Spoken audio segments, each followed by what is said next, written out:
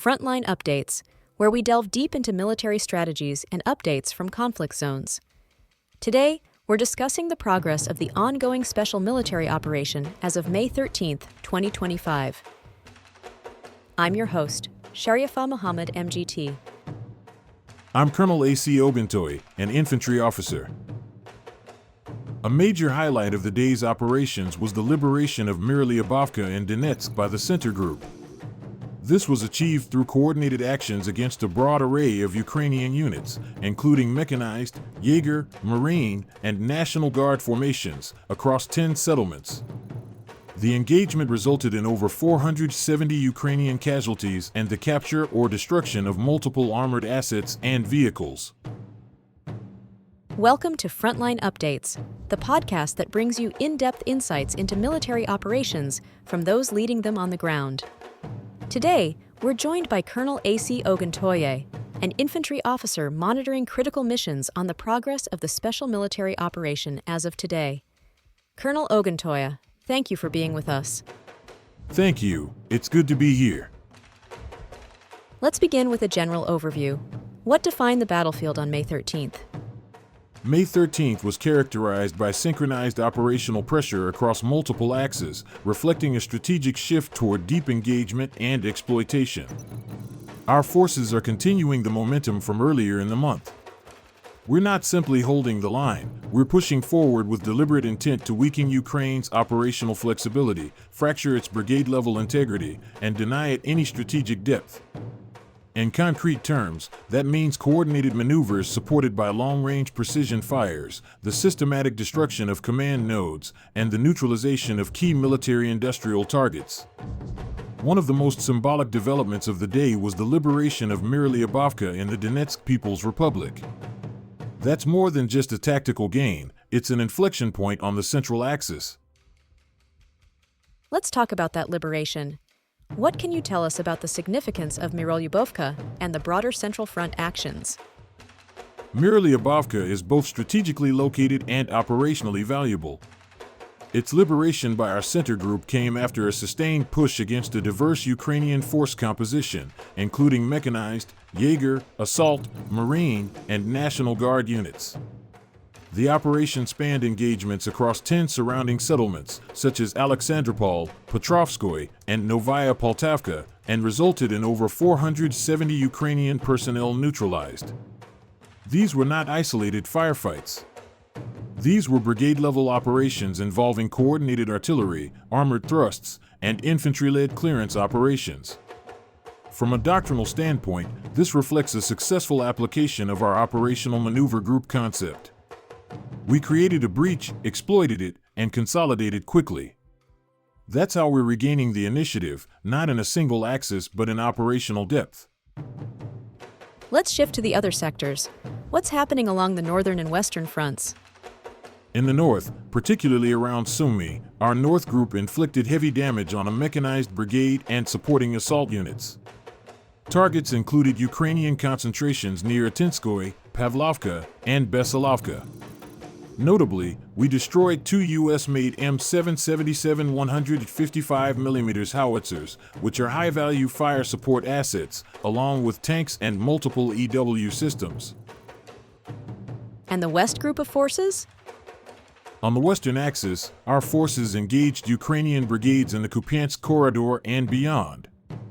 The terrain is complex there, river crossings, wooded belts, urban zones, but our doctrine has adapted. Using small unit fire teams supported by mechanized elements, we've taken ground while eliminating U.S.-supplied HMMWVs, combat vehicles, and 2 major ammunition depots. These engagements serve not only to destroy assets but to erode the enemy's morale and ability to redeploy forces across the Luhansk-Donetsk boundary. And the southern sectors? How are operations evolving there?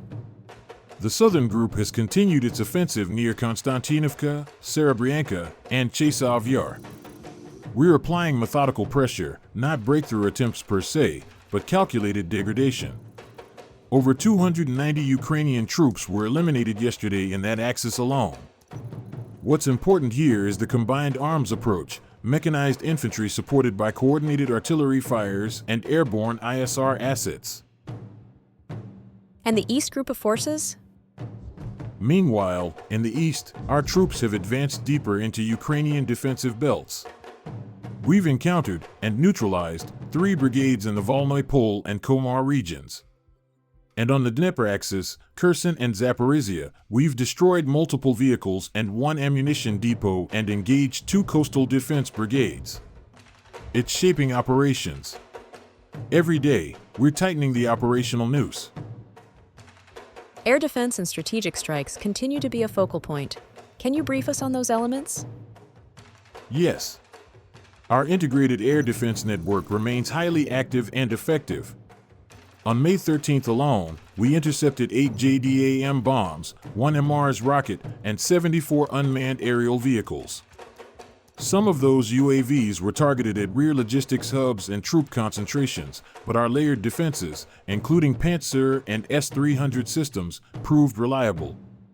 Simultaneously, our strike forces targeted 132 separate locations using a mix of drones, operational tactical aviation, missile troops, and artillery. One particularly significant target was the Bogdan self-propelled artillery assembly site, a critical industrial node for Ukrainian fire support capabilities. Disrupting their defense industry is just as important as defeating their units on the battlefield. These are 2 sides of the same coin. What do you believe this day's operations reveal about the evolving nature of the campaign? We're entering a phase of attritional dominance combined with maneuver warfare. The enemy is struggling to preserve combat effectiveness, replace losses, and maintain supply corridors. We are exploiting those vulnerabilities. At the same time, our forces are adapting. Every operational group, north, west, south, center, east, Dnieper, is operating in harmony with broader strategic directives. This is not reactive warfare. This is directed, coordinated, and integrated operational pressure aimed at collapse by cumulative effect. Colonel Ogontoye, what's happening right now in Alexievka and Bogatyr? The reports suggest a breakthrough is unfolding. Yes, that's correct. The tactical picture in the Alexievka-Bogatyr area is dynamic and developing rapidly. Russian forces are conducting an aggressive advance, and it's showing measurable success. What we're witnessing is the systematic dismantling of Ukrainian strongpoints, in particular, a fortified chain of concrete pillboxes that had been impeding movement for some time. The key here is the method. These defenses weren't breached randomly. They were first located and cataloged through reconnaissance, likely a mix of drone surveillance and signals intel, and then methodically destroyed using a layered approach, fixed-wing aviation, artillery, and FPV drones in coordination. Once the outer structure of resistance was weakened, ground assault teams moved in to occupy and clear. The pace picked up sharply after those strong points were neutralized. You mentioned this method has been used before. Can you explain the tactical model being employed? Yes. The operational structure here closely resembles what we saw in the Ulikli-Andriivka sector, a kind of frontal roll strategy. It's a combined arms offensive that applies direct pressure along the front while also executing flanking maneuvers. What makes this model effective is its rhythm. Recon identifies target clusters, then strikes are delivered with precision, and the assault troops move in almost the moment the last air bomb detonates. It compresses the response time for the defender. In Alexievka and Bogatyr, the Ukrainian positions mirror the fortifications at Ulikli, same density, same depth, same doctrinal posture. That similarity allowed Russian forces to recycle the suppression template with little adaptation, which is always an advantage in warfare. What about Ukrainian drone resistance? We've heard that FPV drones remain a major threat in many sectors. That's true across the broader theater, but Alexievka and Bogatyr are becoming an exception. FPV drone threats do exist, but in a more muted capacity here.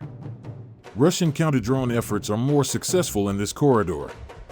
The UAV control points, the digital eyes and hands of the Ukrainian drone operators, are being systematically located and destroyed, often even before an attack begins.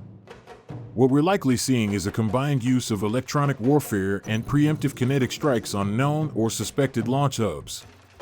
That degrades Ukrainian tactical awareness and slows their response capability. It's one of the reasons Russian advances in this area have been more fluid and less disrupted.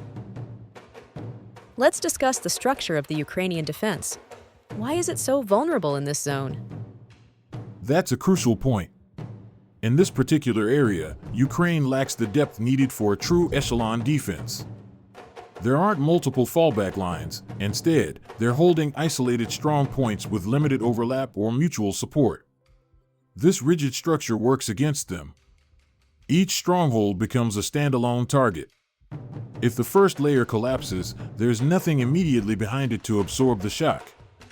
So, the Russian response is brutal but effective. If resistance stiffens, they simply grind the position into dust with artillery. That breaks both the physical defenses and the morale of those holding them. Colonel, thank you for providing such a detailed briefing on the current military situation. Your insights are invaluable to our understanding of the conflict's dynamics. And thank you to our listeners for tuning in. Join us next time as we continue to provide up-to-date coverage on global military affairs. Stay with us for more updates and expert analyses on global defense and security issues. Stay informed, stay secure. Thank you for the opportunity. This is what a mature offense looks like. Not in terms of size, but in terms of structure and timing. Every strike, every maneuver is connected. Ukrainian forces are still resisting fiercely, but in Alexivka and Bogodar, the cohesion of their defense is starting to unravel. The coming days will show whether this pressure can be sustained, but all indicators suggest we're witnessing a sector in operational decline for Kyiv.